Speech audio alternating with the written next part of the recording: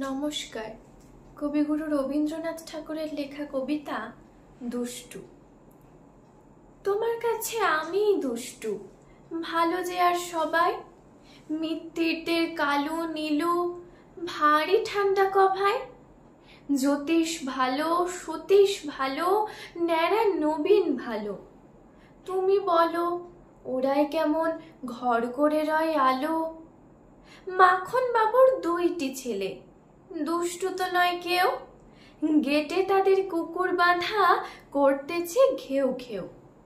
পাঁচকড়ি খোশ লক্ষ্মী ছেলে, দত্তপাড়ার গবায়।